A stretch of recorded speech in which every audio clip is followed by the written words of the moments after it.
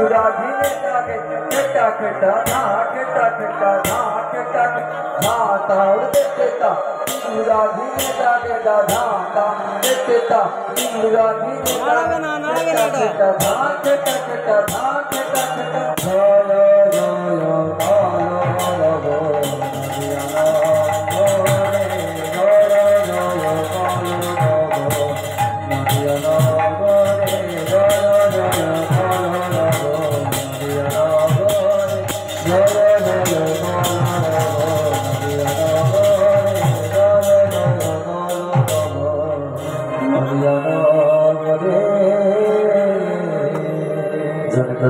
हरे कृष्ण যারা তালি দিলে ভালো যারা দিলে না আরো ভালো যারা তালি দিলে তোমাদের মঙ্গল হোক এই তোমরা বসবে না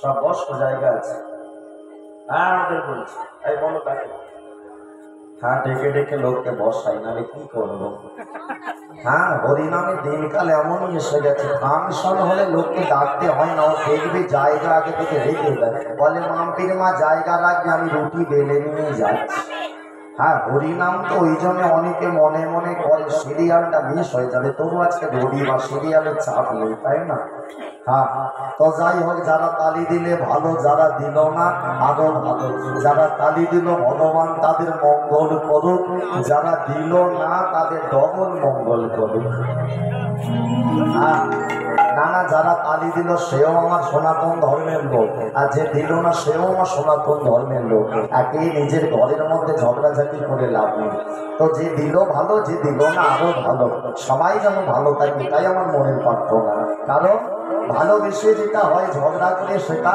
হয় না ওই জন্যই যদি থাকে সুজন তেঁতুল পাতায় কি গো ঠাকুমা দাদুরা বলতে আচ্ছা তেঁতুল পাতা সাইজটা বলো তো কতটুকু সাইজ সেই ওইটুকু সাইজে কখনো কি হয় নজর একজন ভালো করে হবে না বলে যদি তাকে সুজন তেঁতুল পাতায় নজর আসলে বৃত্তান্তটা কেন সিদ্ধান্তটা বলে আসল সোজা কথা ভালোবেসে থাকলে ছোট ঘরে তো 5 জন মিলে থাকা যায় আর ভালোবাসা না থাকলে দোতলা বাড়ি করলে সে বাড়িতে কুকুর ভেউ ভেউ করবে কিন্তু শান্তি হ্যাঁ সেই জন্য শান্তির ঠিকানা করতে হবে আর সুখ এসি চালালে তুমি সুখ পাবে এই যে গরম পড়েছে পাখা চলছে এই পাখার তলায় বসে আছো শরীর ঠান্ডা হচ্ছে না সুখ এই পাখাটা যদি শীতকালে চলে হ্যাঁ কি হবে শীতকালে পাখা চলবে হ্যাঁ তখন দেখি অ্যাম্বুলেন্সকে ডাকতে হচ্ছে হসপিটাল যে সুখটা গরমকালে সুখ সেটাই শীতকালে কিন্তু সুখ নয় অসুখ হয়ে দাঁড়ায় তাহলে এটা পরিপূর্ণ সুখ নয় কিন্তু হরিনাম এই হরিনাম আজকে যদি কানে ঢোকাও এই সারা জীবন খাতায় লেখা থাকবে জানো এ জগতে সবাই এখন ঘুষ খায় না একজন কে জানো সে হলো যমরাজের যে সামনে বসে থাকে বাম দিকে চিত্রগুপ্ত যে খাতা সাজে সে একমাত্র ঘুষ খায় না ও তুমি পাপ করলেও পাপ লেখে তুমি পুণ্য করলেও পুণ্য লেখে তাই জন্য বাকি সবাই ঘুষ খাচ্ছে ওই একা এখন বাকি দেখেছি ঘুষ খেতে অতএব পুণ্য অঞ্জন করো কাজে লেগে যাবে এবারে মন দিয়ে চলো আর সঠিক লীলাটা স্মরণ করি এতক্ষণ আমরা গৌর চন্দ্রিকার মধ্যে ছিলাম গৌর চরণ না স্মরণ করলে আবার ভগবানের লীলা স্মরণ হবে না তাই চলো সবাই মিলে লীলার নামটা কি বলেছিল মনে আছে তো কি গো যারা প্রথম দিকে ছিল হ্যাঁ ওই তো জামাই তাহলে জামাই বিনোদ এবারে মন দিয়ে লীলাটা শোনো জায়গাটা লীলাটা শুরু হচ্ছে কোথায় থেকে উত্তরপ্রদেশ রাজ্য তরাস জেলা সেই তরাস জেলায় একটা গ্রাম ছিল আস্তে আস্তে আস্তে আস্তে বসে কথা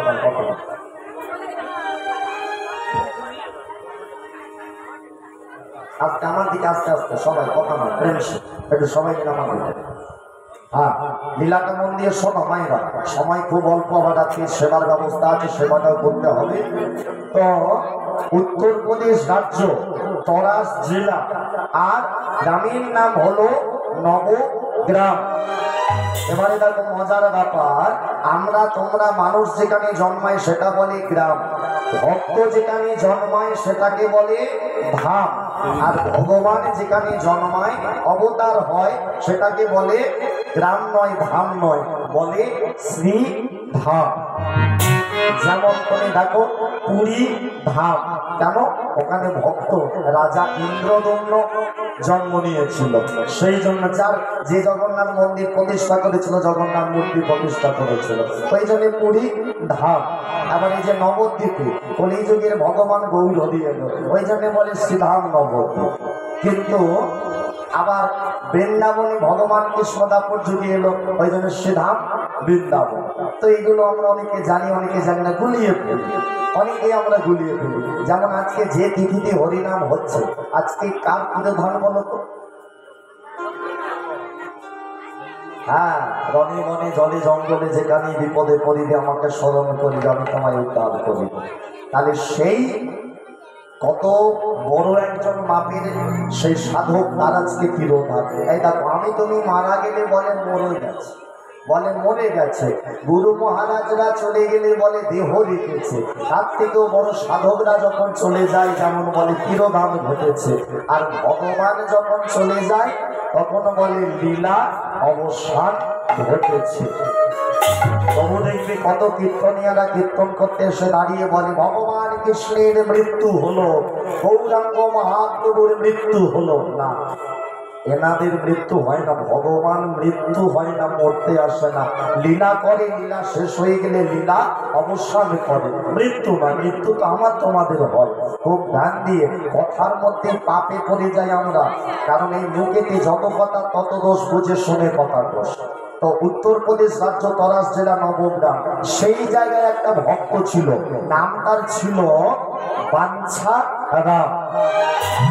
সেই বাঞ্ছারাম এত ভগবানের প্রতি ভক্তি গোমা। আমরা তো মঠ মন্দির আছে, ঠাকুরকে দেখতে পাই, দেখতে পেয়ে আমরা পুজো করতে যাই, আবার অনেকে যাই না। এই বাঞ্ছারাম বৃন্দাবনে বেড়াতে গিয়েছিল।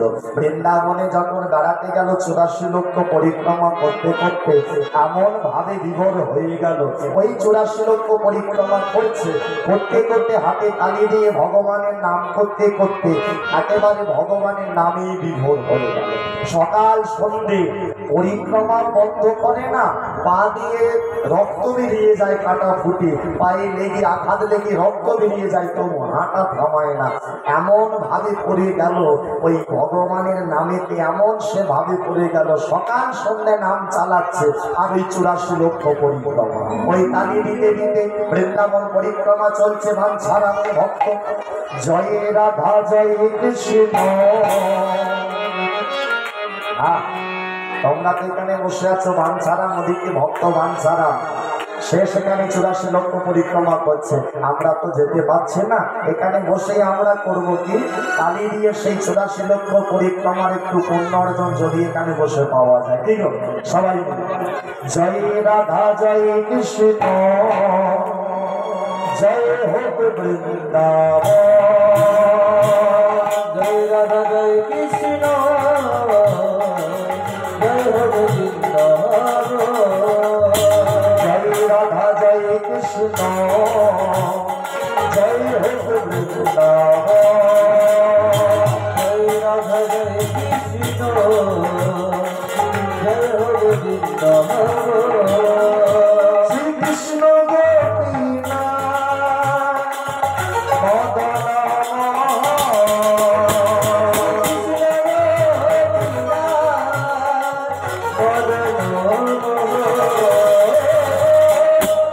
ওই তালি দিচ্ছে, 84 লক্ষ পরিক্রমা চলছে। ও মায়েরা, আমরা দেখলে শরীরে ব্যথা লাগলে ভগবানকে দোষ দিই, ঠাকুর আমি তোমার নাম করি আর তুমি আমায় কষ্ট দাও, কি গো বলে না? দেখবে যে কষ্ট পায় জীবনে, তারা অনেকে মনে মনে ভাবে যে আমি কষ্ট পেয়েছি, তাহলে ভগবানের নাম আমি করবো না, ভগবান মুখ তুলে তাকায় না। না, মনে রাখবে এ জগতে এমন একটা জিনিস আছে, দামি জিনিস, যেটাকে যত বেশি পোড়ানো হয় তত বেশি খাঁটি হয়। কি বলো? কি গো?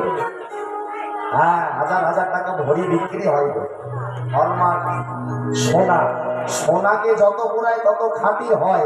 আর এখানে শাস্ত্র বলছে ভক্তকে যত ভগবান কাঁদায়, যত চোখে জল করবে তত তুমি খাঁটি হবে। আর খাঁটি যখন হয়ে যাবে ভগবানের চরণে তুমি খাঁটি হয়ে গেলে আর এদিক ওদিক করে থাকতে হবে না, ভগবানের চরণে তুমি তখন নিতাই গৌর হরি বল বলে কাজে নেবে। হ্যাঁ, যদি মনে করো সংসারে দুঃখ চলছে, কষ্ট পাচ্ছ, জানবে ভগবান তোমায় কৃপা করছে। আর যদি জানো সুখে শান্তিতে দিন কাটছে, কোনো অশান্তি ঝামেলা নেই সংসারে জীবনের মধ্যে, তাহলে জানবে তোমার দিক থেকে ভগবান অন্যদিকে মুখ করে আছে। হ্যাঁ, তাই জন্য বাঞ্ছারাম পা দিয়ে রক্ত বেরিয়ে যাচ্ছে, নাম বন্ধ করে না, ওই কালী দিয়ে। জয় রাধা জয় কৃষ্ণ জয় হো বৃন্দাবন, জয় রাধা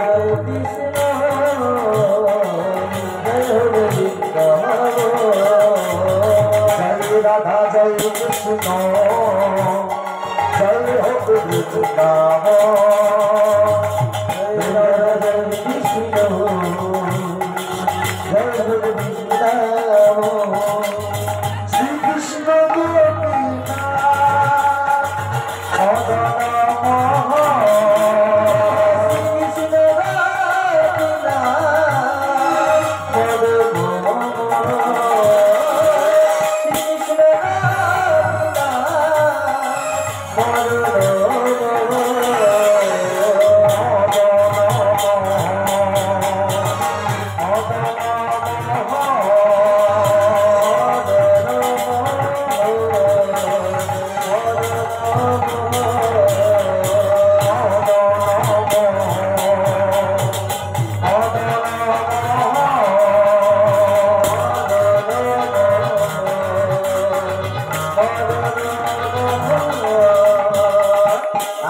রাধা মাধবী কি না, যে কজন আছো জোরে আর একটু হতো, আর একটু জোরে হবে নাকি? আর একবার বারবার বলে অনেকে রেডি ছিলাম না, হঠাৎ করে বলে দিলে। আর কবে ভালো লাগছে বাচ্চাগুলোকে দেখে, এরা হরিনামেতে নাচতে শুরু করেছে, বড় হয়ে যেন হরি ভক্ত ভগবানের ভক্ত হয়। জয় নিতাই। এদিকে মালতী আছে, ওদিকে কার্তিক ঠাকুর আছে। জয় নিতাই। বলিয়ে রাধা মাধবী কি, রাধা মাধবী কি। ওদিকের হলো কি, ওদিকের হলো না, ওদিকের কথা বলিনি। বাঞ্ছারামের কি হলো? বাঞ্ছারাম হেঁটে হেঁটে যখন যাচ্ছে, পা দিয়ে রক্ত বেরোচ্ছে। ওমা, বাঞ্ছারাম যখন বৃন্দাবনে যাচ্ছিল না, বাঞ্ছারামের বউ তখন বারবার বলেছিল, এই যে শোনো, তুমি আমাকে ছেড়ে বৃন্দাবন যাচ্ছ, আমাকে দেখাশোনা কে করবে? ছেলে মেয়েকে কে পড়াশোনা করাবে? বাড়ির গরুগুলো কে দেখবে? মুরগিগুলো কে দেখবে? বাঞ্ছা আস্তে আস্তে বাঞ্ছারাম বলল তার বউকে, শোনো, তুমি আমার বউ, কথায় বলে সংসার সুখের হয় রমণীর গুণে। তুমি যে কথাগুলো বলছো এগুলো কোনো সংসারের সুস্থ সবল রমণীর কথা নয়। সংসারের রমণীর সুখের হয় সংসার তাদের জন্য বলে যে বাড়ির বউটা তার স্বামীকে ধর্মপথে এগোতে সাহায্য করে, যে বউটা তার স্বামীকে ধর্মপথ থেকে সরিয়ে আনে, তার জন্য বলে না সংসার সুখের হয় রমণীর গুণে। খুব মনে রাখবে, সংসারে 3 রকমের রমণী থাকে, একটা বউ, আর একটা হলো স্ত্রী, আর একটা হলো সহধর্মিণী। এখন আমরা কথায় কথায় বউ বলি, আমাদের বাস্তব জগতে এমন সব বউরা আছে। হ্যাঁ গো, এখন যা দিনকাল চলছে, সংসার চলছে সুস্থ সবল, খুব ভালোভাবে সংসার হচ্ছে, স্বামী ছেলে নিয়ে সংসার করছে। মা, হঠাৎ খবর গেল বউটা পাড়ার একটা অন্য ছেলেকে নিয়ে পালিয়ে গেছে। কি গো, হচ্ছে না মানে? বলুন বাবা। হ্যাঁ, পালাই চলে গেছে, পালাই শুরু করে দিয়েছে, সেটা তো বলবো। পালাই ঢুকে গেছি তো, 5 মিনিটের মধ্যে বলে দিবেন। আমি সেটা আমার, আমি রাখা দায়িত্ব আমার।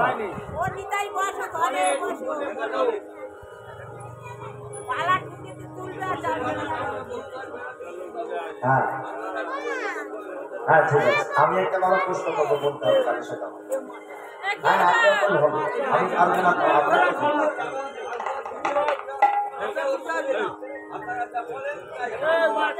হ্যাঁ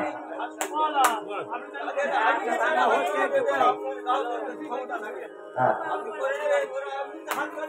হ্যাঁ আচ্ছা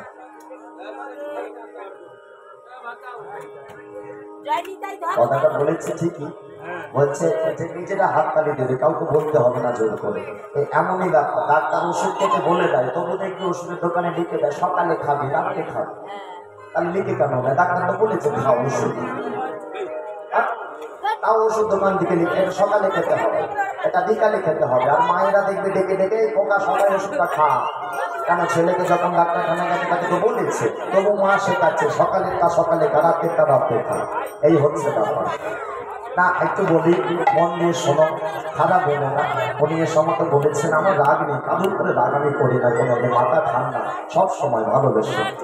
খারাপ লাগে কোন জায়গায় জানো তো, সত্যি করে বলি, এই তোমাদের দক্ষিণ চব্বিশ পরগনায় কীর্তন হচ্ছে তো, আজকে উনি যে এসে আমার কাছে প্রতিবাদ করলেন, তোমাদের দক্ষিণ চব্বিশ পরগনাতে একজন কীর্তনী আছে তোমরা জানো, যিনি কদিন আগে ভগবান কৃষ্ণকে আসলে দাঁড়িয়ে অসুর বলেছিল, তাকে তোমরা চেনো, সবাই নাম জানো।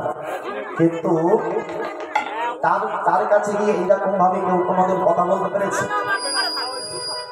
যারা ভালোভাবে কীর্তন করে, যারা ভগবানের নামটা সুন্দরভাবে করে, তাদেরকে প্রতিবাদ করার জন্য লোক ছুটে আসে। আর যারা হিন্দু ধর্মটাকে নষ্ট করছে, তাদের মুখের উপর কথা বলতে কেউ যায় না, সাহস থাকে। হ্যাঁ, এই দাদুর কথাই বলি, এই দাদু দীনকৃষ্ণ ঠাকুর যদি আশেপাশে গানে আসে, উনি গিয়ে বলতে পারেন স্টেজের পাশে গিয়ে কেন বাবা কৃষ্ণ শুরু করবে? কোনোদিন বলতে পারবে না। কেন?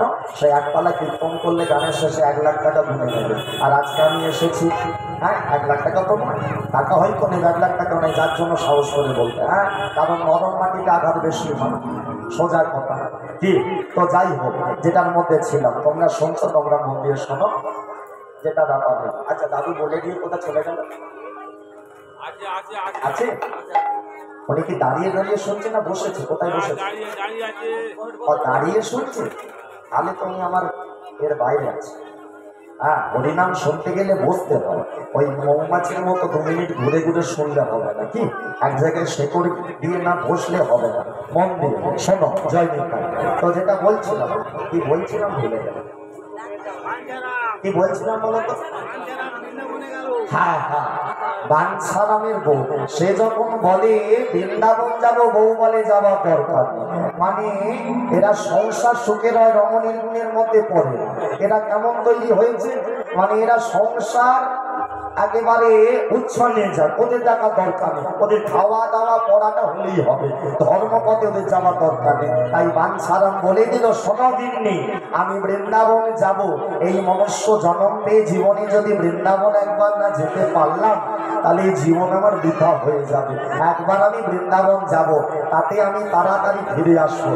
সেই বউকে বলে বৃন্দাবন গেছে, 84 লক্ষ পরিক্রমা শুরু করেছে, কিন্তু এমন ভগবানের কৃপা হলো, ও সংসারের কথা, বউয়ের কথা, ছেলে মেয়ের কথা সব ভুলে যায়।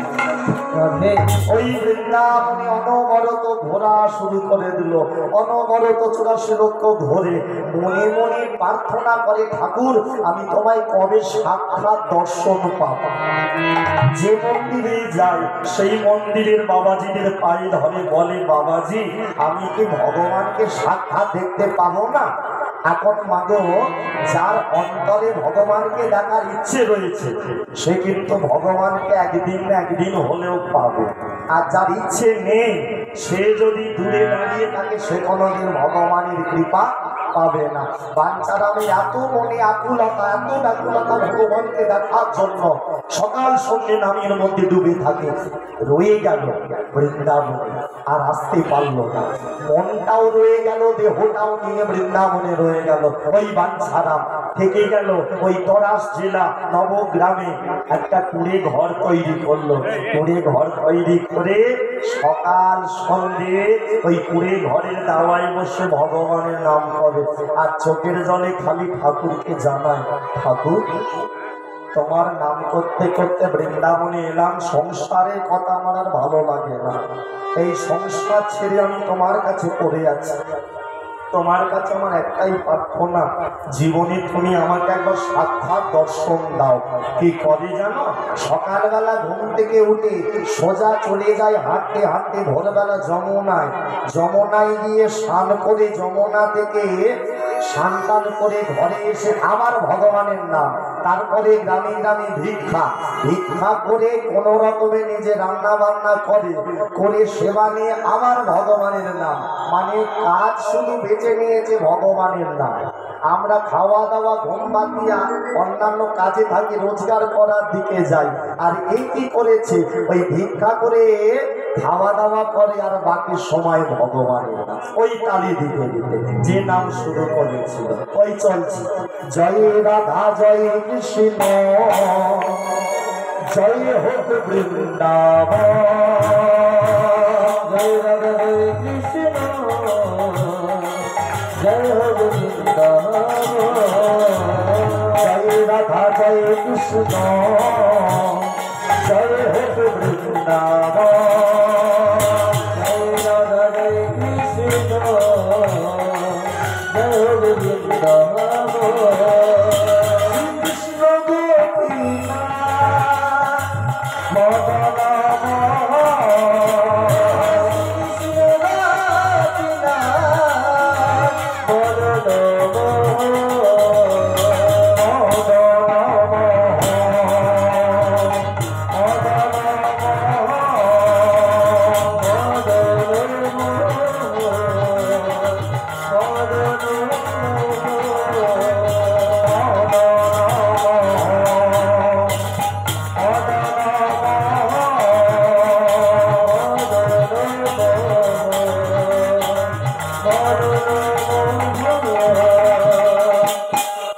ভগবানের নামে এমন বিভোর হলো। একদিন সকাল হলো জানো, সকালবেলা ঘুম থেকে উঠে ওই যে প্রতিদিনের রুটিন করে নিয়েছে বললাম, যমুনায় যায় স্নান করে আবার গ্রামে গ্রামে ভিক্ষা করে আবার ভগবানের নাম। এই রুটিনের মধ্যে একদিন সকাল হলো, ঘুম ভাঙলো। আর ঘুম ভাঙার সাথে সাথে মাগো আদো আদো অন্ধকার, আদো আদো আলো, এমত অবস্থায় এমন সময় বাঞ্ছারাম যমুনায় গেল। আর যমুনায় স্নান করবে বলে পারে সবে দাঁড়িয়ে, কাপড়টা সবে পারে রেখেছে, গলার গামছাটা সবে পারে রেখেছে। এমন সময় একটা বাচ্চা ছেলে, কালো মতো গায়ের রং, ছুটে এসে ওই বাঞ্ছারামের কাছে, ও কাকা, ও বাঞ্ছারাম কাকা। বাঞ্ছারাম বলে, কি আবার আমাকে কাকা বলে? এমন অন্ধকার অন্ধকার, আলো আলো এমন এমন সময় বাচ্চার গলা, যমুনায় কি করতে এসেছে? বাচ্চাটা ছুটে এলো, বলে কাকা তুমি একটা কাজ করবে। বলে কি? বলে কাকা আমি খুব তাড়ার মধ্যে আছি, তো তুমিও প্রতিদিন স্নান করতে আসো আমি দেখেছি, আজকে আমিও স্নান করতে এসেছি, তাই কাকা আমার খুব তাড়া আছে। শোনো না, তুমি একটু পরে স্নান করবে, এক কাজ করো না, তুমি আমার এই ব্যাগটা, এই থলিটা একটু ধরো, এই থলিটা তুমি ধরো, আমি ততক্ষণে যমুনায় একটা ডুব দিয়ে আসি। বাঞ্ছারাম কাকা চিন্তা করে, বাচ্চা ছেলে আমার থেকে আগে যাবে বলছে, যাক ছোট ছেলে, আমি থলিটা ধরে দাঁড়াই। এখন বাঞ্ছারাম থলিটা ধরে দাঁড়িয়ে দাঁড়িয়ে আছে, আর ওই মনে মনে গুনগুন করে ভগবানের নাম। হ্যাঁ, যারা ভগবানের ভক্ত হয় তারা দেখবে সবসময় ভগবানের নাম। কাজ করছে ঘরে, ও রান্না করতে করতে, কত বাড়ির বউ রান্না করতে করতে ভগবানের ওই একেবারে গুনগুন, এসে তাই না, গুনগুন করতে করতে ভগবানের নাম। কত বাবা কত মায়েরা দেখবে এই ভগবানকে যারা ভালোবাসে তাদের মধ্যে একটা আলাদাই একটা ব্যাপার থাকে। তাদেরকে দেখলেই না মনে ভক্তি আসে, তাদেরকে দেখলেই মনে মধ্যে মনে হয় যে আহাগো কি সুন্দর মানুষটা। বাচ্চারা থলিটা ধরে দাঁড়িয়ে আছে, বাচ্চা ছেলেটা কালো মতো যমুনায় স্নান করতে গেছে। ওমা ভোরবেলা তখন গিয়েছিল, বাঞ্ছারাম গুনগুন করে থলি ধরে নাম করতে করতে লক্ষ্য করেনি সূর্য আস্তে আস্তে একেবারে উঠে ঘুরতে ঘুরতে মাথার উপরে চলে এসেছে। সূর্য একেবারে মাথার উপরে, বাঞ্ছারাম থলি ধরে দাঁড়িয়ে আছে, গুনগুন করে এক মনে গান করে যাচ্ছে। করতে করতে হঠাৎ মনে পড়লো যে থলিটা যে আমাকে বাচ্চাটা দিয়ে গেল সে তো যমুনায় গেল, সে তো এখনো এলো না। বাচ্চা ছেলে জলে স্নান করতে গেল থলি আমায় দিয়ে, বেলা হয়ে গেল, রোদ একেবারে সূর্য মাথার উপরে, ছেলেটা কোথায় গেল? মনের ভিতরে দয়া মায়া জন্মালো ছেলেটার জন্য। তারা হুড়ো করে থলিটা নদীর পাড়ে রাখলো। নদীর পাড়ে রেখে নদীর ধারে গিয়ে দাঁড়িয়ে ভালো করে ঘাটগুলো দেখছে, কোথাও বাচ্চা ছেলেটাকে দেখতে পেল না। চিৎকার করে, খোকা তুমি কোথায় গেলে? এবারে মনের ভেতরে একটা ভয় ঢুকে গেল, তাহলে কি বাচ্চা ছেলেটা যমুনায় নেমে স্নান করতে গিয়ে জলে তলিয়ে গেল? তাহলে কি ডুবে গেল? না না না, আমার ভুল হয়ে গেল। আমি থলিটা ধরে ভগবানের নামে এমন বিভোর হলাম, এই পাড়ে দাঁড়িয়ে রইলাম। আমার ওর সাথে সঙ্গে যাওয়া উচিত ছিল। বাচ্চা ছেলেটা নামবো বললো, আমি অমনি দাঁড়িয়ে রইলাম। আমাকে ভগবান ক্ষমা করবে না। ওই নদীর পাড়ে তারা হুড়ো করে জলে নেমে কোনো রকমে এদিক ওদিক করে তন্ন তন্ন করে খুঁজছে, যতটা সাঁতার কেটে যেতে পারে ততটা তন্ন তন্ন করে খুঁজলো। ছেলেটাকে আর পেল। কাঁদতে কাঁদতে ওপরে উঠে এলো, ওপরে উঠে এসে থলিটা মুখে জড়িয়ে ধরে কাঁদছে। আমার ভুল হয়ে গেল, বাচ্চা ছেলেটা জলে নামবো বললো, আমি ছেড়ে দিলাম। আমি যদি যেতাম ছেলেটা হয়তো বেঁচে থাকত। ছেলেটা তার মনে আমার জন্যই মরে গেল। আমাকে ভগবান কোনোদিন ক্ষমা করবে না। আমি যে এতদিন ভগবানের নাম করে পুণ্য অর্জন করলাম, ভগবান আমায় ক্ষমা করবে না। থলিটা দিয়ে গেল, দেখি থলিটায় কি আছে। থলিটা হাতে নিয়ে যখনই খুলল, থলির ভেতরে খোলার সাথে সাথে বাঞ্ছারা থলির ভিতরে তাকানো মাত্রই চমকে গেল। থলির ভেতর দেখতে পেল শঙ্খ চক্র গদা পদ্ম, শঙ্খের চিহ্ন, গদার চিহ্ন, পদ্ম ফুলের চিহ্ন, শঙ্খ চক্র গদা পদ্ম সব চিহ্ন। সেই একটা কালো পাথর কে যেন কুড়ে কুড়ে খেয়েছে, কালো কুচকুচে পাথর। দেখা মাত্রই বাঞ্ছারাম চিনতে পারল এ কোনো সাধারণ পাথর নয়, এ হলো শালগ্রাম শিলা, নারায়ণ শিলা। ওই যেই না থলিটা খুলেছে শালগ্রাম শিলা দেখতে পেয়েছে, অমনি নিজে নিজে থলিটা হাত থেকে চমকে ভাত থেকে পড়ে গেল। ছেলেটা আমাকে শালগ্রাম শিলা ধরতে দিয়ে চলে গেল। তার মানে ছেলেটা ব্রাহ্মণের ছেলে। ব্রাহ্মণদের কাছে তো শালগ্রাম শিলা থাকে, ব্রাহ্মণরা সঙ্গে নিয়ে শালগ্রাম শিলা পূজা করতে যায়। তার মানে ব্রাহ্মণ হত্যা করে ফেললাম, ব্রাহ্মণের ছেলে মরে গেল। শালগ্রাম শিলাটা হাত থেকে যখন পড়ে গেছে, মনের মধ্যে ভয় ঢুকে গেল। তার মানে আমার অপরাধে ছেলেটা মরল আমার দোষের জন্য। ওই পাথরটাকে তুলে নিল, ভালো করে হাতে নিয়ে দেখতে পেল এই কোনো সাধারণ পাথর নয়। ভালো করে আস্তে পিস্তে ঘুরিয়ে ঘুরিয়ে সে একেবারে প্রমাণ পেয়ে গেল। কারণ ও জানে বাঞ্ছারাম যে শালগ্রাম শিলায় কি কি চিহ্ন থাকে, কুচকুচে কালো শঙ্খ চক্র গদা পদ্মের চিহ্ন, আর একটা পোকা যেন কুড়িয়ে কুড়িয়ে খেয়েছে।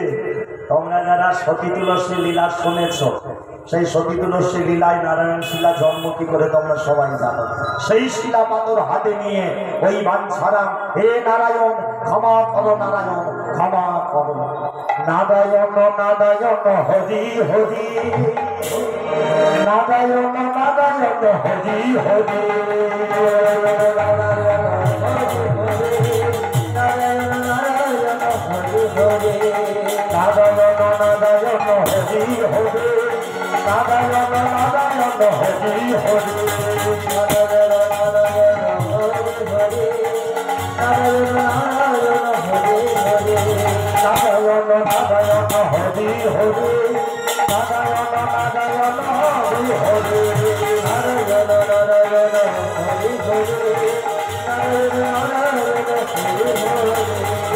বলো শ্রী বিষ্ণু নারায়ণ ভগবান কি, বলো শ্রী বিষ্ণু নারায়ণ ভগবান কি, বলো শ্রী বিষ্ণু নারায়ণ ভগবান কি।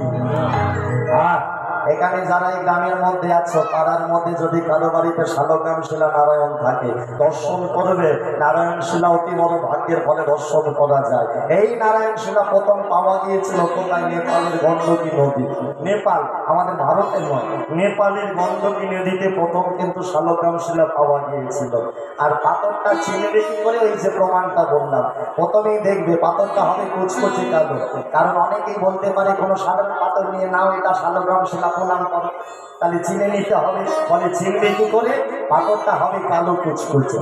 সেই পাথরের চিহ্ন থাকে শঙ্খ, চক্র, গদা, পদ্ম, যেন কি খোদাই করে দিয়েছে যেন মনে হবে। তার সাথে ভালো করে তাকালে যেন কোনো পোকা কুড়ে কুড়ে খেয়েছে। এখন শালগ্রাম শিলা এমন হলো কেন?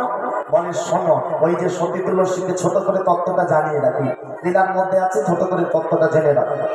সতী তুলসী যারা শুনেছিল, সতী তুলসীকে তুলসী দেবীর স্বামী হয়েছিল কে গো? অসুররাজ শঙ্খচূড়। হ্যাঁ, সেই শঙ্খচূড়কে যখন ভোলানাথ যখন মারলো, যখন হরি কবচ কুণ্ডল নারায়ণ যখন গলা থেকে নিয়ে চলে গেল, কেন? শঙ্খচূড় তো বর পেয়েছিল, হরি কবচ কুণ্ডল যতদিন গলায় থাকবে আর স্ত্রী তুলসীর যতদিন সতীত্ব থাকবে ততদিন শঙ্খচূড় মরবে না। যার জন্য নারায়ণ হরি কবচ কুণ্ডলটা ব্রাহ্মণ ভিখারি সেজে দান হিসেবে চেয়ে নিয়েছিল। আর তুলসী দেবী যেহেতু নারায়ণকে স্বামী রূপে চেয়েছিল, সেই কারণে নারায়ণ স্বামী রূপ ধরে শঙ্খচূড়ের তুলসী সতীত্ব হরণ করেছিল। তুলসী যখন সতীত্ব হরণ করলো, তুলসীর এই স্মৃতির সিঁদুর আপনা থেকে মুছতে শুরু হয়েছিল। আর ওদিকে যখন সিঁদুর মুছলো, শঙ্খচূড় আপনা থেকে দুর্বল হতে শুরু করলো। ভোলানাথ তখন ত্রিশূল দিয়ে যখন মারলো শঙ্খচূড়কে, শঙ্খচূড় ভোলানাথকে প্রণাম করে বলল, হে ভোলানাথ, আমি তো অসুর ছিলাম না, আমি তো গোলকের কৃষ্ণ সখা, আমি তো ছিলাম সখা ছিলাম, অতএব আমার যেন উদ্ধার হয়ে যায়। ভোলানাথ আশীর্বাদ করে শঙ্খচূড়ের দেহটা চন্দ্রভাগা নদীর জলে ফেলে দিয়েছিল। আর সেই দেহ থেকে তৈরি হয়েছিল এই যে মেয়ে বউরা করে থাকে কি গো? শাখা। আর আরেকটা জিনিস তৈরি হলো যেটা সন্ধ্যেবেলা বাজানো, শঙ্খ। এই শঙ্খ তুলসী তলায় বাজানো হয়। তুলসী দেবীর কাছে শঙ্খ কেন? বলে স্বামী স্ত্রী মিলন তো হয়নি, দুজনেই মারা গিয়েছিল, যার জন্য সন্ধ্যাবেলা হিন্দুরা আমরা সন্ধ্যাবেলায় শঙ্খ বাজাই তুলসী তলায়। শঙ্খ বাজিয়ে তুলসী দেবীর সাথে শঙ্খ বাজিয়ে শঙ্খচূড়ের প্রতিদিন আমরা মিলন ঘটাই। সেই শঙ্খচূড় দেহ থেকে তৈরি হলো শঙ্খ আর শাখা। আর তুলসী দেবী যখন সতীত্ব হরণ হলো, তুলসী দেবী নারায়ণকে অভিশাপ দিল, হে ভগবান, তুমি ভগবান হয়ে আমার সতীত্ব হরণ করলে, আমিও তোমাকে অভিশাপ দেব। তুলসী দেবীর অভিশাপ ছিল, শোনো নারায়ণ, আমার অভিশাপে তুমি বক্তভূমিতে পাথর হয়ে জন্ম নেবে। সেই পাথর আজকে আমি যেমন আমার স্বামীকে হারিয়ে আমার সর্বস্ব মনের ভেতরটা কুড়ে কুড়ে খাচ্ছে, আমার অভিশাপে তুমি যে পাথর হবে, তোমাকে অভিশাপ দিলাম একটা পোকা, যে পোকার নাম হলো বজ্রকীট। সেই পোকা তোমায় কুড়ে কুড়ে খাবে, তুমিও যন্ত্রণা পাবে। তবে তুমি বুঝবে যে কুড়ে কুড়ে খেলে যন্ত্রণাটা কতটা। যার জন্য নারায়ণ শিলা কোড়া কোড়া দাগ। আর যেহেতু নারায়ণ শিলা, ওই জন্য নারায়ণের হাতে যেগুলো থাকে সেই চিহ্নগুলো শঙ্খ, চক্র, গদা, পদ্ম। এখন সেই শালগ্রাম শিলা বাঞ্ছারাম হাতে তুলে নিয়ে নারায়ণের নাম করলো। ভাবলো আমার তো স্নান হয়নি, ছেলেটা তো কোথায় গেল পেলাম না। মনটা খারাপ করে ঘরে যাবে বলে, স্নান করবে বলে জলে নেমেছে। জলে যেই না নেমেছে অগ্নি মাগো, এদিকে হলো কি, যমুনার জলে হঠাৎ তরঙ্গ শুরু হয়ে গেল। হঠাৎ যমুনার জল প্রপাত শুরু হয়ে গেল। চারিদিকটা রোদ উঠেছিল, রোদ বুঝে গিয়ে চারিদিকটা অন্ধকার হয়ে গেল। চারিদিকে ঝড় সৃষ্টি হয়ে গেল, ঝড় হচ্ছে, প্রবল বৃষ্টি শুরু হয়ে গেল। হঠাৎ করে বাঞ্ছারাম অবাক হয়ে গেল, এ কি হচ্ছে আমার সাথে? ছেলেটা তলিয়ে গেল, খুঁজে পেলাম না। আবার এমন বজ্র বিদ্যুৎ, এমন ঝড়, যমুনার জল তোলপাড়, হঠাৎ দৈববাদী হলো। বাঞ্ছারা ভগবান কে তুমি দৈববাণী করে বলে দিল, বাঞ্ছারা আমি হলাম বিনোদ ঠাকুর। বিনোদ? হ্যাঁ, আমি যে স্বয়ং কৃষ্ণ ভগবান। ঠাকুর তুমি কোথায় আছো? আমি আছি এই যমুনার জলে, তুমি আমায় উদ্ধার করো। যেই না বলেছে উদ্ধার করো, ঠাকুর এত বড় যমুনা নদী আমি খুঁজবো কোথায় তোমায়? তুমি এসে আমাকে ধরা দাও।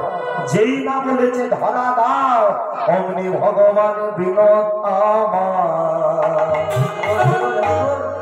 সুন্দর একটা মূর্তির রূপ ধারণ করে ওই যমুনার তরঙ্গে ভাসতে ভাসতে বাঞ্ছারামের কাছে ঘাটে এসে ভগবান এসে ভক্তের চরণ দুটো জড়িয়ে ধরে, ভগবান ভক্তের চরণ ধরে বলে, বাঞ্ছারাম আমি তোমার চরণে ধরি, আমাকে উদ্ধার করো, আমাকে পূজা করো, যেন চরণ ছাড়া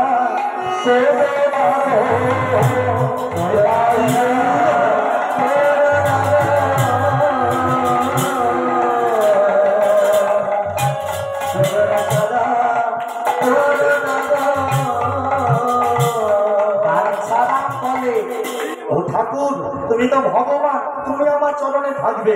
বিনোদ বলে, না আমি ঠাকুর, কিন্তু আমি তোমাকে আমার বাবা বলতে চাই, আমার বাবা করতে চাই। তুমি আমার বাবা হবে বাঞ্ছারা? আমি জানি তুমি কতদিন ধরে চোখের জলে কেঁদোছ আমাকে পাবার জন্য। বাঞ্ছারা বলে, ঠাকুর তুমি আমার ছেলে হবে? বলে, হ্যাঁ। বিনোদ ঠাকুর বলে, আমি ছেলে হতে পারি, কিন্তু তোমার ছেলে রূপে আমি যেতে পারি। বাঞ্ছারাম বলে, আমার শর্ত আছে? বলে, হ্যাঁ। শর্ত কি? প্রতিদিন তুমি আমার সেবা দিবি। আমি তোমার ছেলে হব, আমাকে পাথর মনে করে সেবা দিলে হবে না। প্রতিদিন তুমি তোমার কোলে বসিয়ে আমাকে নিজ হাতে খাইয়ে দেবে, নিজ হাতে খাইয়ে দেবে, আমার নিজ হাতে।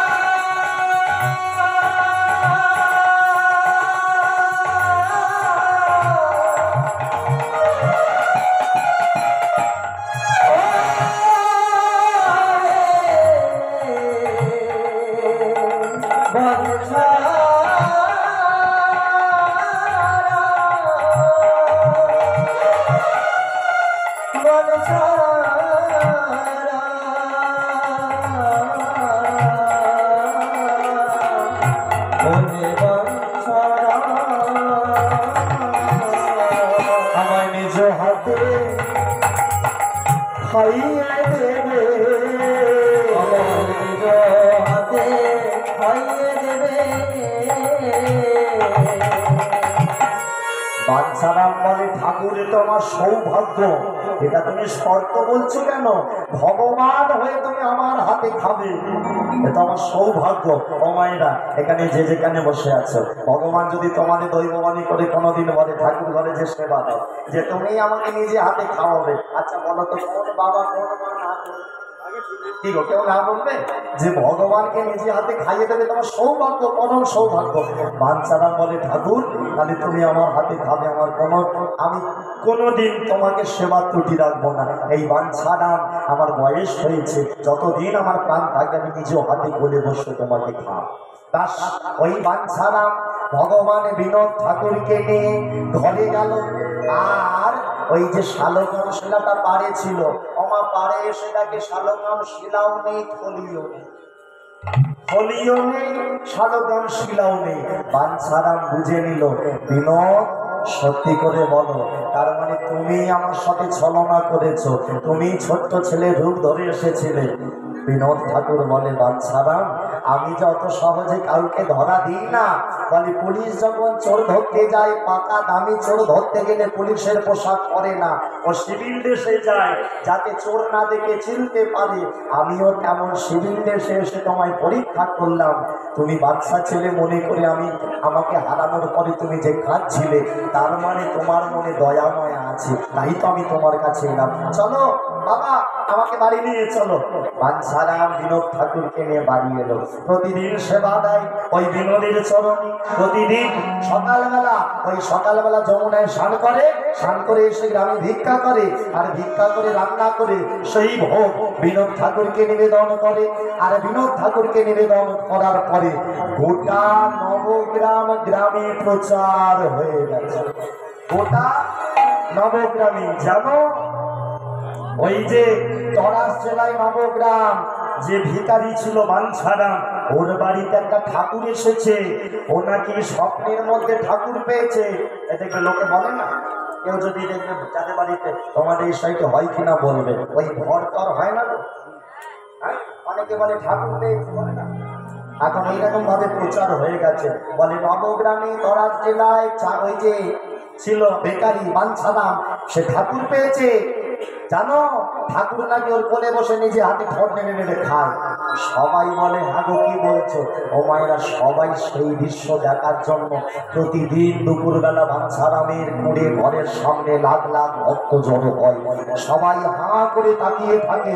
ওই বাঞ্ছারামকে কোলে নেয় আর নিজে হাতে ভোগ বাঞ্ছারামের মুখে তুলে দেয়।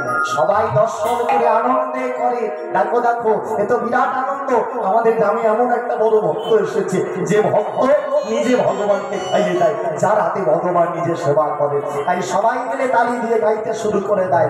যখন প্রসাদ সেবা হয়, ওই বিনোদ ঠাকুরের প্রসাদ সবাই নিয়ে তবে ঘরে যায়। সবাই গাইতে গাইতে ভজ শ্রী কৃষ্ণ, কহ শ্রী কৃষ্ণ, লহ শ্রী কৃষ্ণের নাম রে, ভজ শ্রী কৃষ্ণ, কহ শ্রী কৃষ্ণের নাম রে, ভজ শ্রী কৃষ্ণ, কহ শ্রী কৃষ্ণ, কহ শ্রী কৃষ্ণের নাম রে, ভজ শ্রী কৃষ্ণ, কহ শ্রী কৃষ্ণ, কহ শ্রী কৃষ্ণের নাম রে। ও মায়েরা, এখানে নাম করছো তোমাদের মঙ্গল, আর এই নাম তোমরা ঘরেতেও করবে। এটা তো কলিযুগ। এই কলিযুগে কৃষ্ণর নামের থেকে যেটাতে পুণ্য অর্জন হয় সেটা হলো নিতাই গৌরের নাম। হ্যাঁ, ভজ ভজ নিতাই, ভজ নিতাই ভজলে গৌর পাবে। গৌর কৃপা হলে পরে বৃন্দাবনে যাবে। বৃন্দাবনে রাধা কৃপা হলে পরে তবে কৃষ্ণ কৃপা হবে। আর কৃষ্ণ কৃপা হলে পরে তোমার মানুষ জন্ম উদ্ধার হবে। নিতাই গৌর হরি বল, হরি বল। সেই জন্য যে যেখানে বসে আছো, ছেলেদেরকে বলবো না, বাবাদেরকে বা মেয়েদের বলবো, মায়েরা এখনকার দিনে তো বন্ধ হয়ে গেছে। সকালবেলা ঘুম থেকে উঠবে, উঠে না ওই যে বাসি বাড়িটা যে অনেকে নাটা দাও নাকি, মোছা টোছা করো তো নাকি, এখন নাটা দেওয়া বন্ধ হয়ে গেছে। আগেকার দিনে বউরা তবু গোবর জল নিয়ে নাটা দিত, এখনকার মেয়েরা দেয় গো। সব মডার্ন যুগ হয়েছে। হ্যাঁ গো, এখন আর বসে বসে কোমর ভেঙে নাতা দেয় না, খালি বলে এই যে একটা লাঠি মতো বেরিয়েছে হ্যাঁ, আমার নিজের বউ আমাকে কি বলবো, বিয়ের এক সপ্তাহ পরেই বলে দিল, ঘর ভেতরে দিল ওই ঠেলা একটা নিয়ে। আমি বলি ঠেলাটা কি? বলে ছবি পাঠিয়ে দিয়েছে, বাজারে কিছু ছবি পাঠিয়ে দিয়েছে। আমি বলি তাহলে কোমরের ব্যায়াম ওই রোগ হবে না তো কি হবে? আগেকার দিনে মায়েরা সকালবেলা উঠে হাঁটু করে বসে কত সুন্দর নাটা দিত, যার জন্য সব শরীর স্বাস্থ্য ভালো থাকতো। এখন সব জিমে ভর্তি হচ্ছে শরীর ভালো করার জন্য। তবে হ্যাঁ, যারা এখানে আছো সকালবেলা উঠে একটু নাতা দিলে, গোবর জলের খুব কাজ। নাতা দিতে দিতে ভগবানের নাম করবে, তোমার পুণ্য অর্জন হবে। কিন্তু ওই নামের মধ্যে আবার কিছু কিছু জিনিস করলে অপরাধ হয়ে যাবে। একটুখানি বলে দিই, কাল থেকে যেন কেউ করবে না। যারা বাড়ির বউ আছে, ধরো সকালবেলা উঠেছো, নামটা করবে একেবারে নাতা দিতে দিতে সকালবেলা গৌরাঙ্গ নাম, ধরো কৃষ্ণ বলছিলাম, তার জায়গায় গৌরাঙ্গ বসিয়ে দাও, তাহলে কি হবে? গানটা ভজ শ্রীকৃষ্ণ, তাহলে গৌরাঙ্গ দিলে কি হবে? ওই নাতা দিতে দিতে সকালবেলা ভজ গৌরাঙ্গ, লহ গৌরাঙ্গ, লহ গৌরাঙ্গের নাম রে, ভজ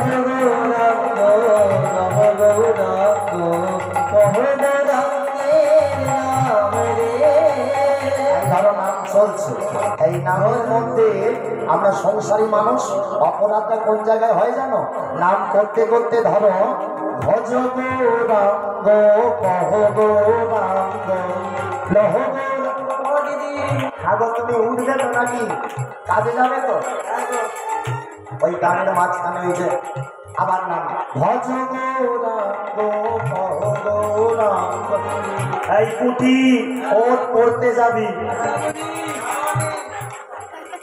মানে নাম চলছে তার মাঝে চিন্তাটা কাদের হচ্ছে? স্বামীর হচ্ছে, টুকির হচ্ছে। ভগবান বলে তুই পুঁটিকে নিয়ে ভাগ আমাকে বাদ। যখন নামটা করবে একেবারে মন প্রাণে। আজকে নবগ্রামের সবাই মিলে জড়ো হয়ে যখনই বিনোদ মন খুলে নিজে সেবা নিয়েছে, সবাই মিলে কৃষ্ণ নামে ভজ শ্রী কৃষ্ণ কহ শ্রী কৃষ্ণ লহ শ্রী কৃষ্ণ ভজ শ্রী কৃষ্ণ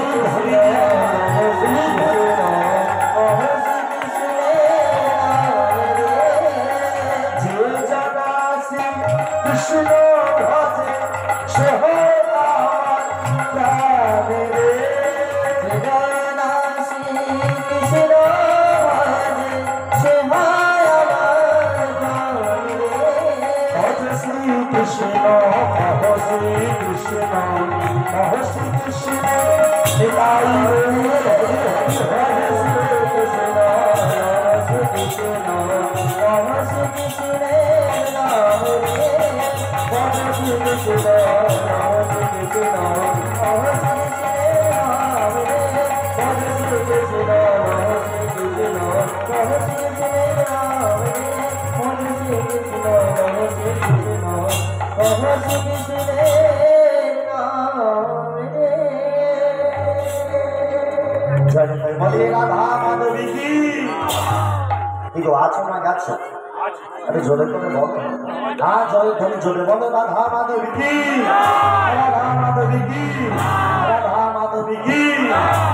সেবা হলো কি না না এখানে নয় ওখানে কথা হচ্ছে। হ্যাঁ যায় না।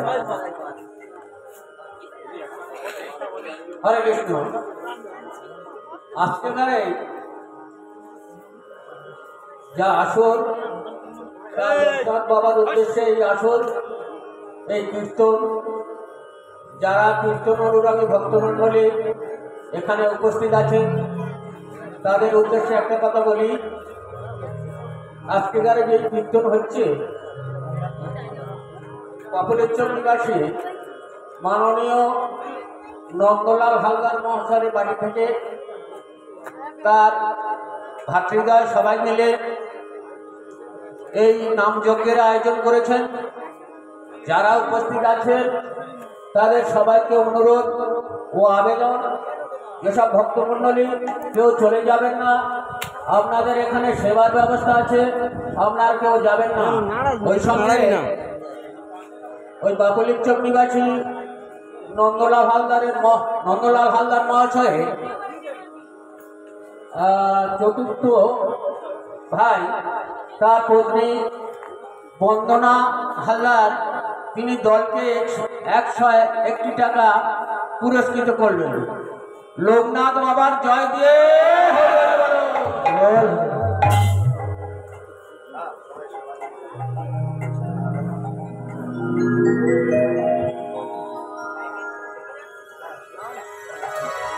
আর কেউ চলে যান না, সেবা নিয়ে যান।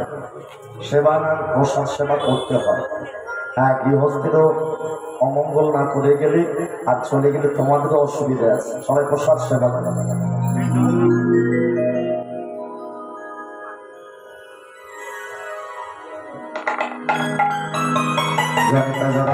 হরে কৃষ্ণ। হ্যাঁ ও মায়েরা, এই যে প্রচার হলো যে বিনোদ ঠাকুর বাঞ্ছারামের কোলে বসে বাবা বলেছে বাবার কোলে বসে সেবা করে, যেই না এমনটা হলো প্রচার হতে হতে খবরটা কতদূর গেল জানো? খবরটা চলে গেছে একেবারে কোথায়? একেবারে জমিদার বাড়ি।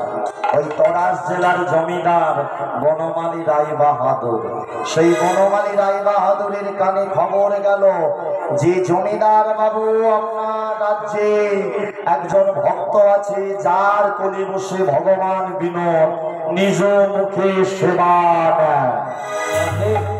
এখন যেই না এমন প্রচার হলো জমিদার বাবু নামে জমিদার বাবু, কিন্তু সে ভগবানের প্রতি এত তার অগাধ বিশ্বাস, এত তার ভক্তি শ্রদ্ধা, তার স্ত্রী বারবার বলে জমিদারের দিকে লক্ষ্য দাও, কিন্তু জমিদার বনমালী রায় বাহাদুর খালি ভগবানের নামের দিকে পড়ে থাকে, ও আর কোনো দিকে ধ্যান যায় না। যেই কানে শুনতে পেল যে আমারই রাজ্যে কোনো ভক্তর কাছে ভগবান স্বয়ং সেবা করে, বনমালী রায় বাহাদুর জমিদার থাকতে পারলো না, তারা হুড়ো করে পালকি রেডি করলো, গিন্নিকে ডাকতে শুরু করলো, এই যে গিন্নি, এটা এসো গিন্নি, তোমার মাথায় ঘোমটা কই গিন্নি? এখন আর ঘোমটা দেয় না? ও হ্যাঁ, বলছে এখন আর ঘোমটা দেয় না। ঠিকই বলেছে, কথা ভুল নয়। গিন্নিকে বলে, গিন্নি যাবো, বলে কোথায় যাবে? বলে বিনোদ ঠাকুরকে দেখতে যাব। যেই না বলেছে বিনোদ ঠাকুরকে দেখতে যাব, স্ত্রী গিন্নি জমিদার গিন্নি বলে, হাগো তুমি আমি কেন যাব, সঙ্গে আমাদের মেয়েটাকেও নিয়ে যাব। মেয়ে রয়েছে জমিদার বাবুর একমাত্র মেয়ে, যার নাম রেখেছিল রাধা। নাম রেখেছিল রাধা। কেন? হবার পরে ওই মেয়ে এত চোখের জলে কেঁদেছিল, তখন যখন কাঁদছে সবাই মিলে এসে ওই বাচ্চা মেয়ের কানের কাছে রাধা নাম শুনিয়েছিল। যেই না রাধা নাম শোনালো, রাধা নাম শুনে কান্না বন্ধ হয়ে গিয়েছিল মেয়ে, জমিদারের মেয়ে। সেই থেকে সবাই নাম দিয়ে দিল রাধা। ওই জমিদারের মেয়ের নাম দিয়েছিল রাধা। ছোটবেলায় কেঁদেছিল, রাধা নাম শুনে চুপ করেছিল বলে সেই মেয়েকে নিয়ে চলেছে জমিদার বাবু ওই বিনোদ ঠাকুরকে দেখাতে যাবে বলে। পালকি চলেছে নামে করে, ওই পালকি ধরে জমিদার বাবু, গিন্নিমা আর একমাত্র মেয়ে রাধা, 12 বছরের মেয়ে, ওই পালকির ওপর উঠে চলেছে সেই নবগ্রামে, সেই মানসারামের বাড়িতে। পালকি চলে গগন তলে, পালকি চলে গগন তলে, পালকি চলে আমার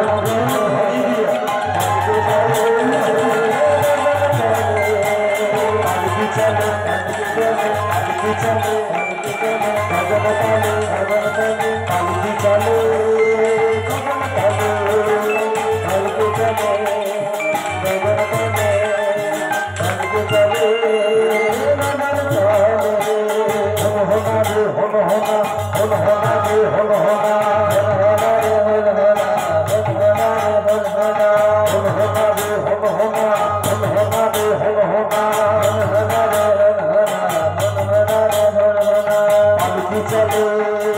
গগন তলে,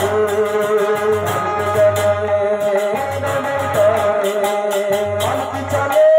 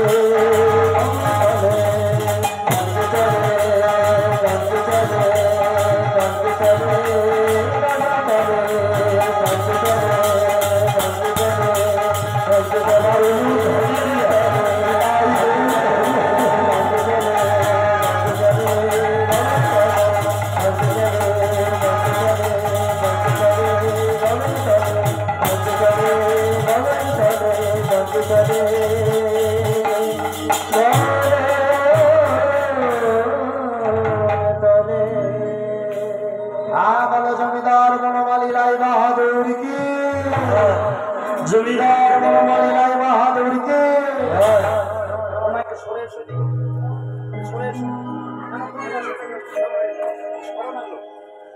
জমিদার বাবুকে ঢুকতে দাও। তোমাকে বলিনি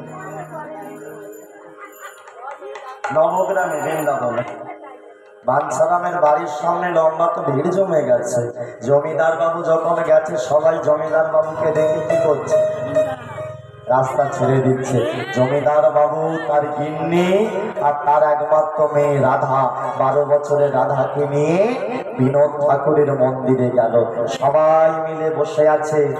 মাগো আস্তে আস্তে বেলা গড়াচ্ছে। যখন সেবার সময় হলো, ওই সেবার আয়োজন করলো বাঞ্ছারাম। ওই আরতি করতে শুরু করলো ভগবান বিনোদের। ওই আরতি চলছে, সবাই মিলে দেখছে। এবারে সেই বিনোদ বাবার কোলে বসে সেবা নেবে। সবাই দেখছে আরতি চলছে, সবাই একভাবে বিনোদের দিকে তাকিয়ে আছে। জমিদার বাবু তো হা করে চেয়ে আছে যে সত্যি সত্যি ভগবান বিনোদ নিজে মুখে খাই কিনা, নাকি ওই বাঞ্ছারামের এটা ভণ্ডামি, ভালো করে দেখতে হবে। আরতি করছে বাঞ্ছা। হরে কৃষ্ণ হরে কৃষ্ণ কৃষ্ণ কৃষ্ণ কৃষ্ণ হরে হরে রাম হরে রাম রাম রাম হরে হরে। হরে কৃষ্ণ কৃষ্ণ কৃষ্ণ হরে হরে হরে রাম হরে রাম রাম রাম হরে হরে। হরে কৃষ্ণ হরে কৃষ্ণ কৃষ্ণ কৃষ্ণ হরে হরে হরে রাম হরে রাম রাম রাম হরে হরে। হরে কৃষ্ণ কৃষ্ণ কৃষ্ণ কৃষ্ণ হরে হরে হরে রাম হরে রাম রাম রাম হরে হরে। হরে কৃষ্ণ হরে কৃষ্ণ কৃষ্ণ কৃষ্ণ হরে হরে হরে রাম হরে রাম রাম রাম হরে হরে। হরে কৃষ্ণ কৃষ্ণ কৃষ্ণ কৃষ্ণ হরে হরে হরে রাম হরে রাম রাম রাম হরে হরে। হরে কৃষ্ণ কৃষ্ণ কৃষ্ণ কৃষ্ণ হরে রাম হরে রাম রাম রাম হরে হরে। হরে কৃষ্ণ কৃষ্ণ কৃষ্ণ কৃষ্ণ হরে হরে হরে রাম হরে রাম রাম রাম হরে হরে। আরতি শেষ হলো। এই জায়গাটা ভালো করে শোনো। লাখ লাখ হাজার হাজার ভক্তরা বসে আছে দেখবি। তার সাথে জমিদার বাবু বনমালী রায় বাহাদুর তার বউ গিন্নিকে নিয়ে আর তার মেয়ে রাধাকে নিয়ে। কিছুক্ষণ বাদে দেখা গেল আরতি শেষ, পর্দা সরে গেল, দরজা খুলে গেল। বাঞ্ছারাম গুটি গুটি পায়ে মন্দিরের ভিতরে বিনোদের চরণের সামনেটা বসলো। যেই না হাত বাড়ালো, সবাই দেখা মাত্রই অবাক হয়ে গেল।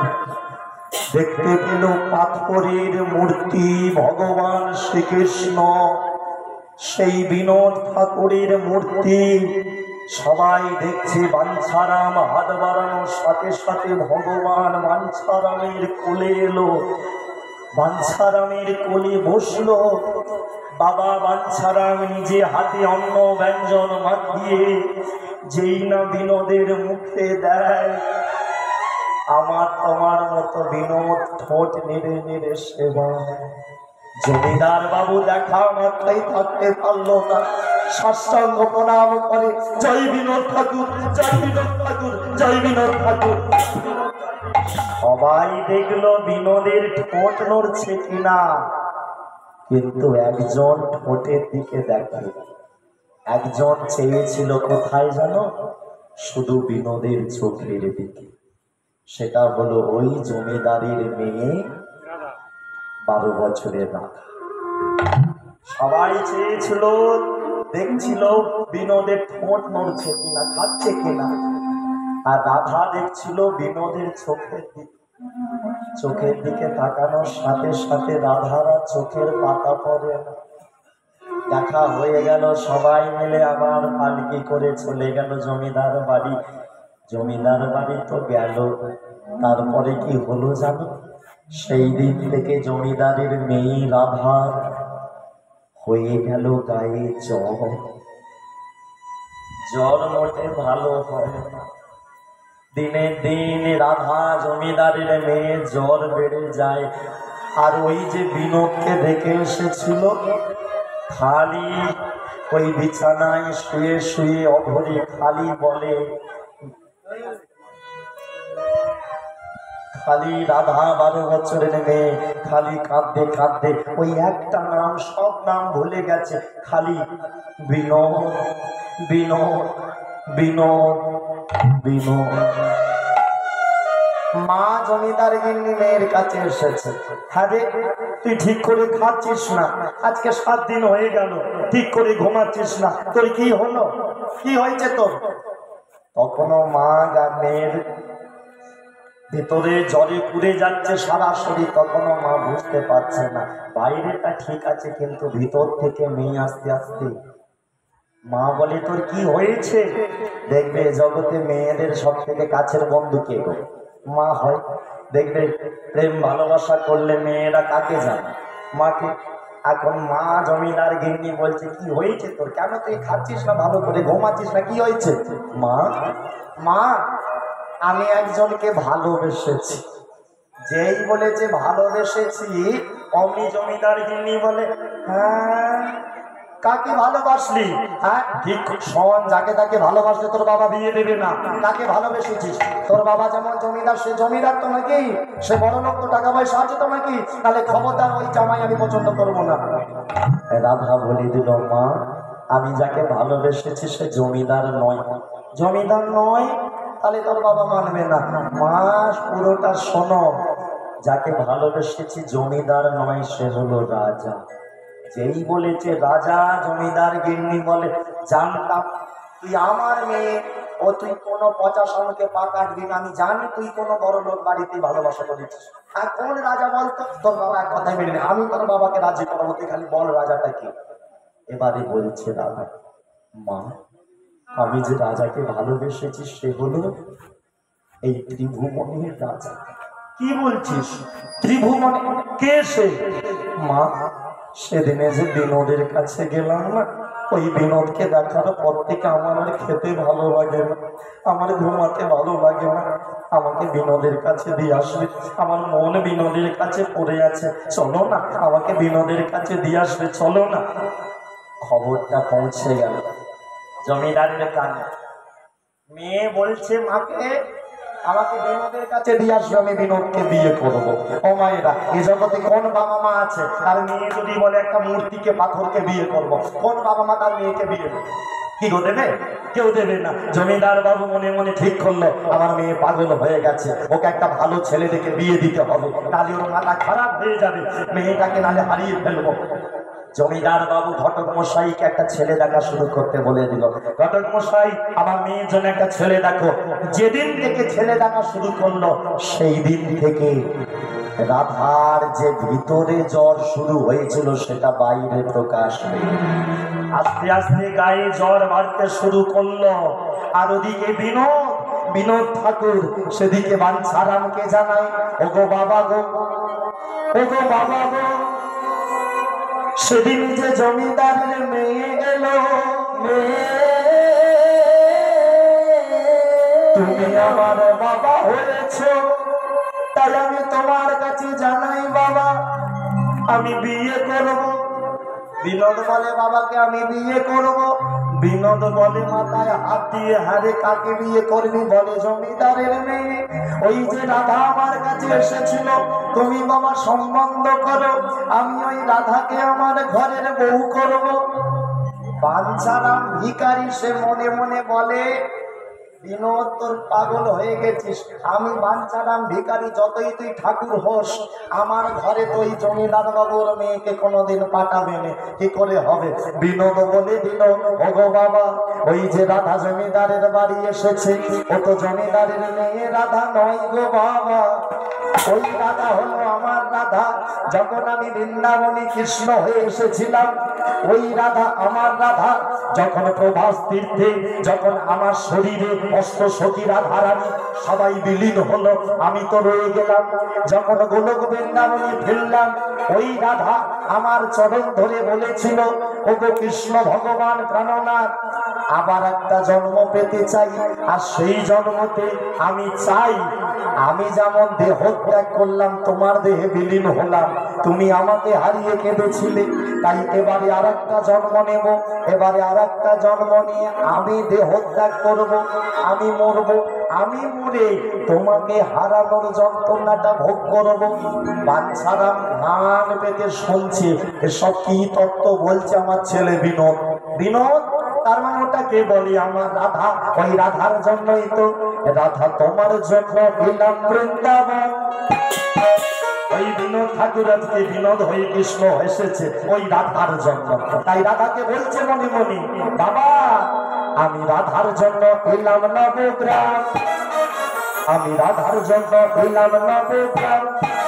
আমি শুধু তোমাকে কৃপা করবো বলে বাবা আসিনি, আমি রাধাকে বিয়ে করব বলে আমি এসেছি, জমিদারের জামাই হব বলে এসেছি। তাই বাবা আমি রাধার জন্য এলাম নবগ্রাম, দিয়ে দেবো আমার মমতা।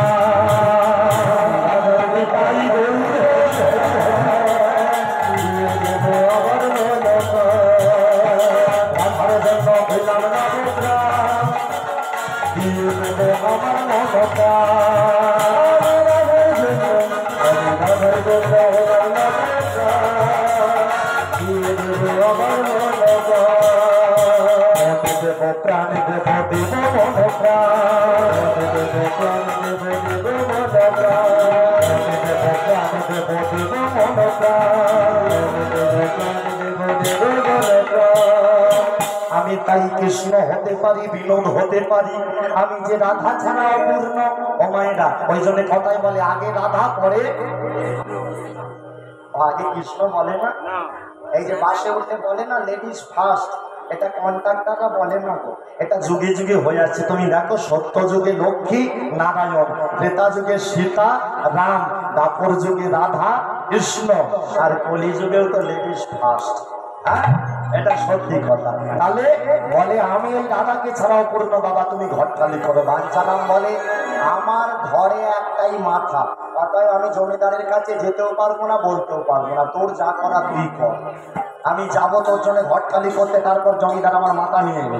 কি ভগবান বাঞ্ছারাম বলে না, ওই রাধাকে আমার চাই, তাহলে আমি লীলা করবো, ওই একেবারে রাধা যেন আমার বউ হয় সেই ব্যবস্থা আমি করবো, তুমি না করলে আমি নিজে করবো। বাঞ্ছারাম বলে তুই যা করার পর আমার দিকে বলতে আসিস। আর ওই বিনোদ ঠাকুর ওই মন্দিরে ওই কৃষ্ণ ভগবান, আগে রাধা পরে কৃষ্ণ। বলে বাবা আমি রাধা ছাড়া অপূর্ণ, আগে রাধাকে চাই, তাই তো আমি নিজে কৃষ্ণ হয়ে বলি তালি দিয়ে, বলে রাধে রাধে রাধে রাধে। তোমরা বলবে বাবা, তাহলে তো ভালোই ব্যাপার চলছে। একটু জোরে জোরে তালি দিয়ে বলো, সেবার ব্যবস্থা আছে, খিদে বাড়বে, সেবাটা ভালো করে করতে পারে। কি কোনো চাপ নেই, ব্যাটারিতে চাপ দেওয়ার ব্যবস্থা বাড়ি থেকে করেছে। আমি আসার পর থেকে আমাকে কি বলবো, কাকিমা বলবো, দিদি ভাই বলবো, কি বলবো, যাই হোক সম্পর্ক খালি বলছে কি জানো, আমরা গরিব মানুষ, খালি বলছে মাথা হেঁট করে ঢোকো ঘরে। মায়েরা মনে রাখবে একটা কথা, যাদের বাড়িতে হরিনাম হয় তারা কোনোদিন গরিব হয় না। ও মন দিয়ে কথাটা তোমাদের গ্রামে তো যে কজন আছো শুনে রাখো, যার বাড়িতে হরিনাম হয় সে কৃষ্ণ প্রেমে রাধা ধনে ধনী হয়ে আছে, টাকা পয়সা ধন তার আছে, কিন্তু সে করে না হরিনাম। যাদের নেই তারা দেখবে হরিনাম করে। আজকে 5 তলা বাড়ি থাকতো, হরিনাম হয়তো হতো না। তুমি দেখো, খালি মনে রাখবে ভগবান তো এখানেই আসে, ভগবান দেখে তোমার মনটা কোন জায়গায়, খালি টাকা থাকলেই হবে না। তাই সবাই মিলে তালি দিতে দিতে, হ্যাঁ, বলে রাধে রাধে রাধে রাধে রাধে রাধে রাধে বংশে বলো রাধে রাধে বংশে বলো রাধে রাধে বংশে বলো রাধে রাধে বংশে বলো রাধে রাধে। ওই সবাই বলছো, যে গলাতে ঝগড়া করো সেই গলাতে বলো জোরে জোরে। হ্যাঁ, ঝগড়ার সময় কি গলার জোর, হ্যাঁ গো, একেবারে ঘর কাঁপিয়ে দেয়।